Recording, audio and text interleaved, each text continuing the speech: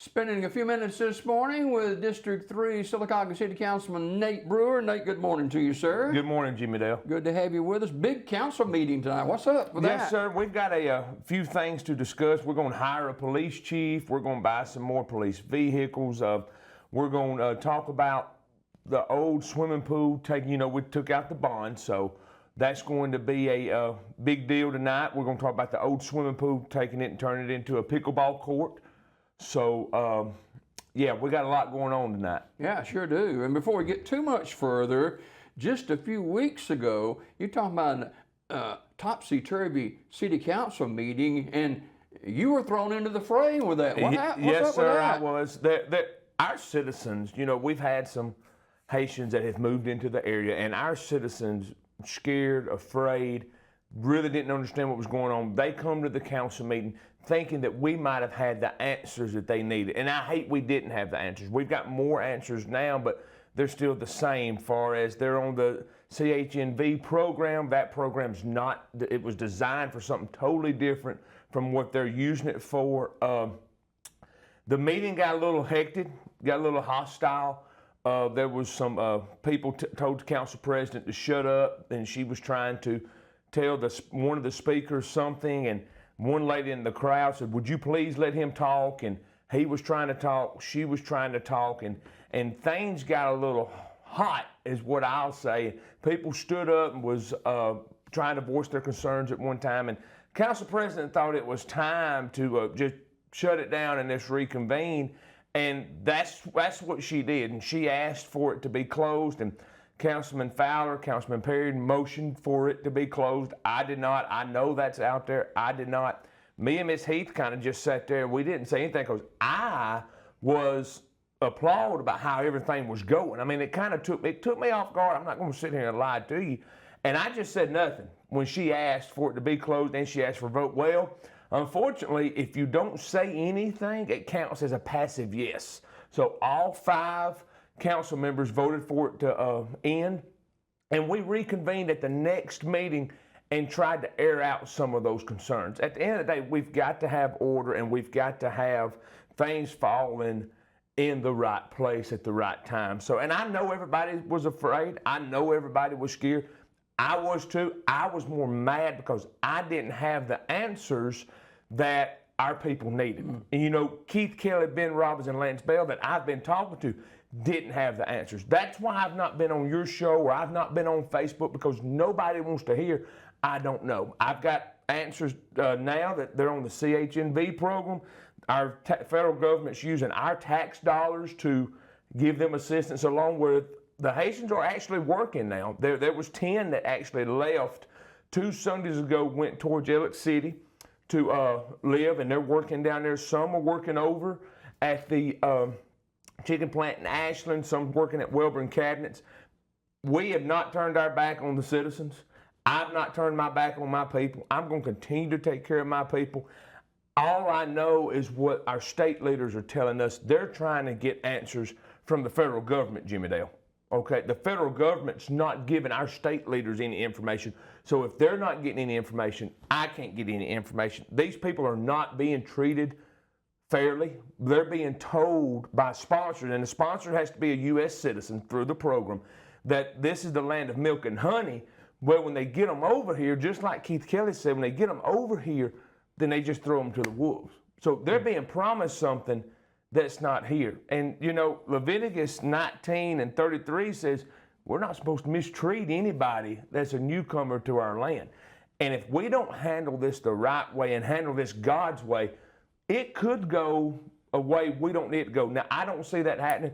I don't think we have many here left because, like I said, there's been some leave. And the only reason I know they've left because there's more than Haitians that are here as well. Absolutely. There's a couple of different people and different groups that are here that are working in Sylacauga. Most of them are working outside of Sylacauga. There's Nicaraguans. That's right.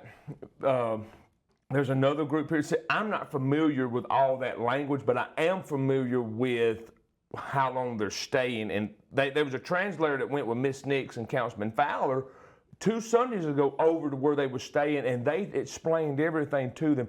We're not here long. We're staying here right now. Some of us are going back to Elliott City. Some of us are going to Talladega because they're moving closer to where they're working at. So let's talk just a little bit. The city council has had a bad look in the last couple of months, and what do you say to the people in District 3 who may think, well, where's Nate Brewer in all this? What's he doing? Guys, I know what it looks like. We are trying our best to get you what you need, your answers. I've not turned my back on you guys. I know most of my people don't do social media. They watch this show.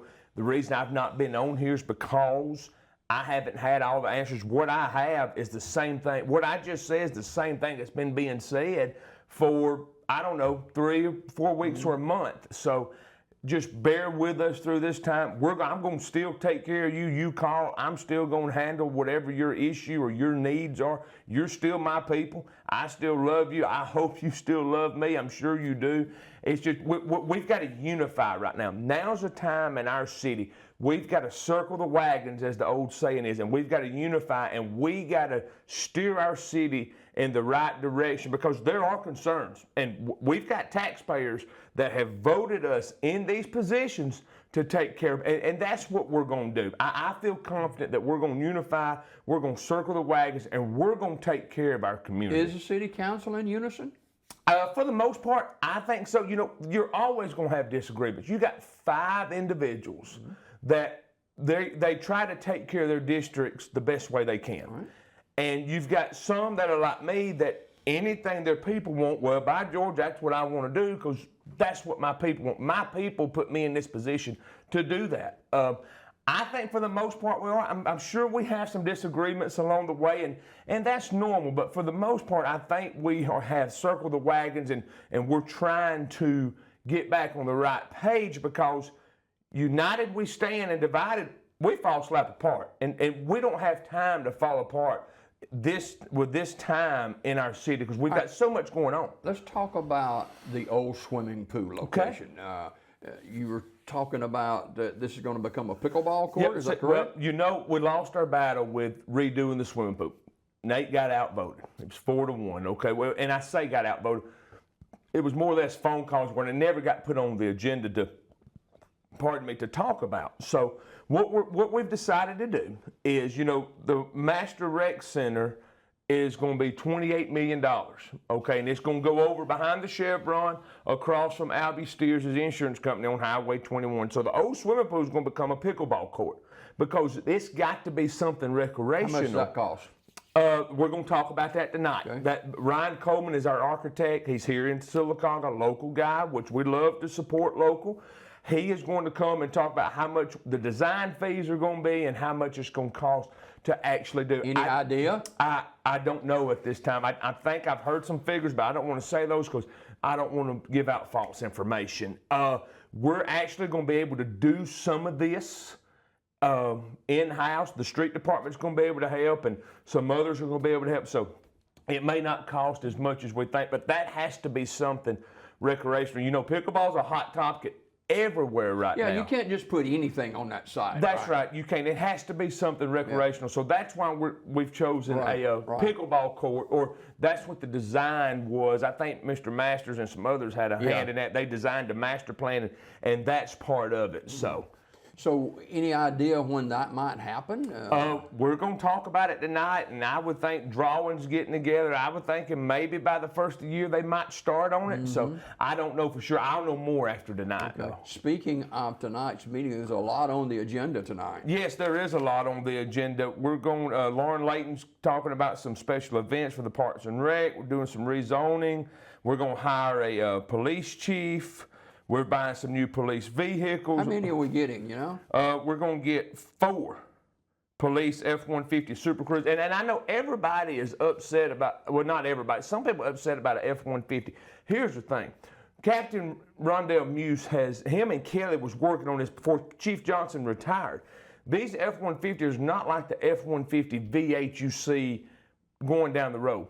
they save gas. You can go 500 miles on a tank of fuel, okay? And the Explorers that we have now, they don't pass a gas station without you having to stop.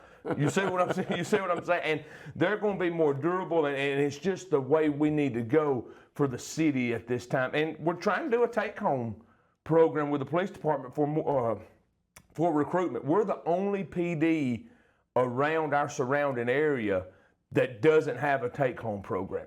Okay, so we're trying to do that. We're trying to do some good. There's a lot of good things. What is a take-home program? Take-home program is like a police officer. When he gets in his car, he'll take his car home.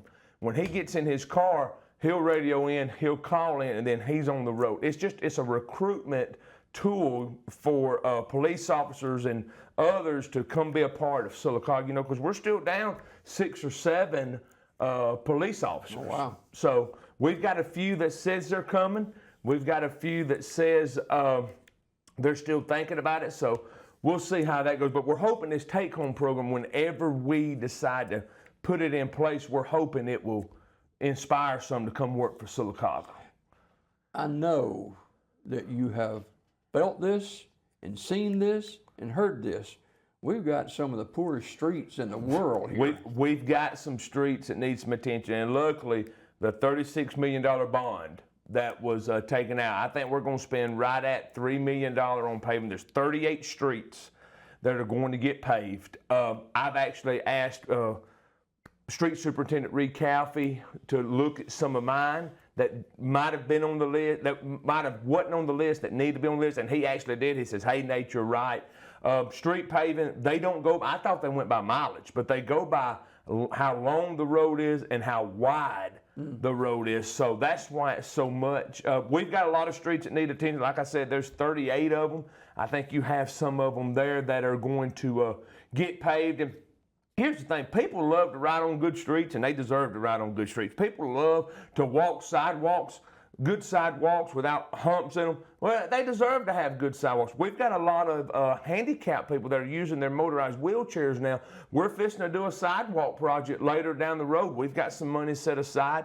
We've got to do some curve work needs to be done. We've got a lot of good things going on in Sylacauga, and I hate that this one little issue, everybody getting on the camera, everybody talking about it, everybody keep it going. This one little issue has shined a negative light on all the good that we have going on here. So we're going to be okay. Like I said, it's $30 million bond, $36 million bond. That's not bad if you say it real fast. That's right. $36 million bond. That's a lot of money. It is, and I voted no against that. Now, I know everybody's sitting there saying, why is he bragging on this? And he voted no against. I voted no because I thought it was too much money. I thought we could have got by with a $15, $16 million wreck. I thought we could have added on to the old wreck. I wanted to do that. Add on to the old wreck, add on the old swimming pool, fix all that, and we wouldn't have had to borrow as much money. But I didn't have my way in that. The bond passed 4-1. And the reason I voted against it is because payroll goes up $250,000 a year. Well, in 4 years, that's going to be $1 million you've got to have in the bank. The new tax money generated $4 million extra dollars, okay?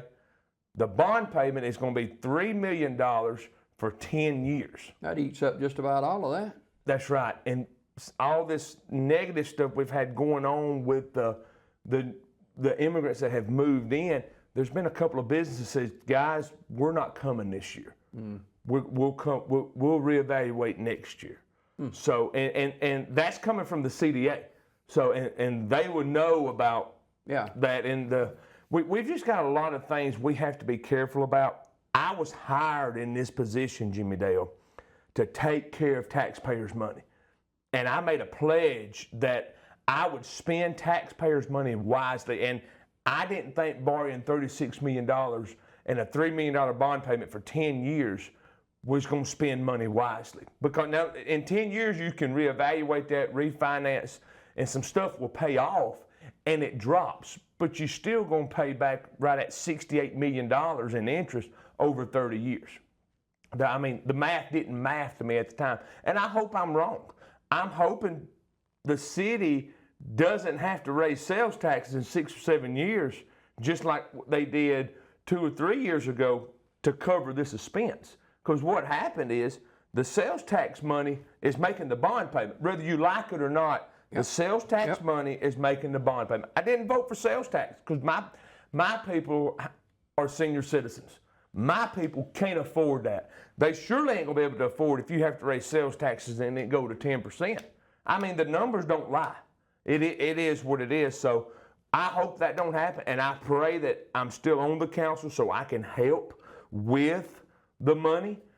To kind of put it in the place it needs to go and not have to raise sales. Because here's the thing, if you don't manage this money right, Jimmy Dale, you'll be in a bind. And I hate to say it, everybody came and inflated their budgets and inflated how much they need in appropriations because they knew the city had raised sales tax. And that's probably normal. Now, I'm not saying they didn't need it because inflation is out of this world right now. Speaking of budget, has a budget been approved for 25? Budget will be approved. It was approved yesterday. Okay. We approved it last meeting. We closed out the fiscal year yesterday. Last meeting we approved it's going to be a $25 million budget and some change. So we're good financially right now, but I don't know about 5 or 6 years down the road. You see, that's what concerns me. You get back to the streets just a minute. Okay. Is this patching the streets? Is this paving the streets? Because we got a lot of utility stuff that's been patched. The way I understand it now, and this is what the street superintendent Reed Calfee has told me, they will grade up some of the street, pull it up, and lay new asphalt. Mm-hmm.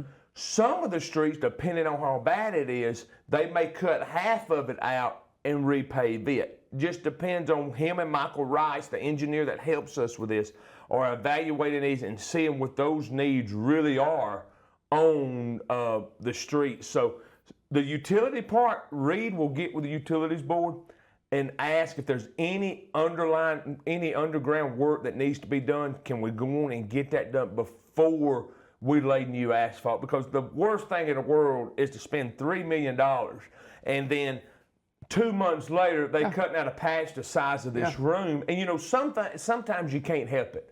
But that will be, in my point, be a waste of money. You can never, and I've just seen it, the only way I know, you can never fix it back to the original. That's right. You're still going to have a little bump or something. Or a big bump. Yeah, or a big bump. And we got enough big bumps now.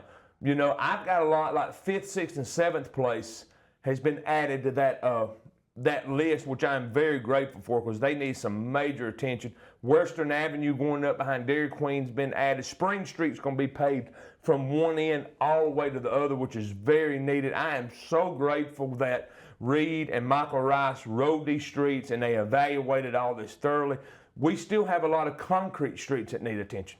Unfortunately, we can't afford to pull up all the concrete and lay new concrete. So we have to cut out the bad sections there because there's only so much we can afford. Got to go, but talk about where we are with the new complex that is in the works for Sylacauga. The new recreational center, we are in the first phases. Ryan Coleman is getting all the designs. Him and Steve's working on that. We should have that in a couple of months. 2026, they should probably, I think, maybe be getting ready to move in or getting a shovel in. We'll get a shovel in the ground in July. And then I think of 26? Of this year. Okay. And I think of 24? 2025. Okay. And I think by the following July, I think maybe ready to move in, depending on weather or whatnot. Don't hold me to that, but I think that's the last thing I heard. Because we're just in the first phases now. We could possibly have a pool, possibly in 26? Possibility, yes, sir. It's a long time. That is a long time, wow. and it cost a lot. But see, when we was I know when I was running, a lot of my people said, "What are you going to do for these kids?" Well, there it is. I didn't vote for it. I didn't vote for the cost of it. I've always said we need a pool and a bigger recreational center because our kids are growing. We're getting more kids involved. Now it's my job to make sure we build this thing right and we don't spend any more money than we have to, Jimmy Dale. Okay. Appreciate you coming this morning. Thanks for having me, sir. Nate Brewer, District 3, Sylacauga City Councilman, our guest. 29 after the hour. Randy's Corner at 7 o'clock. We're back with more Daybreak right after this.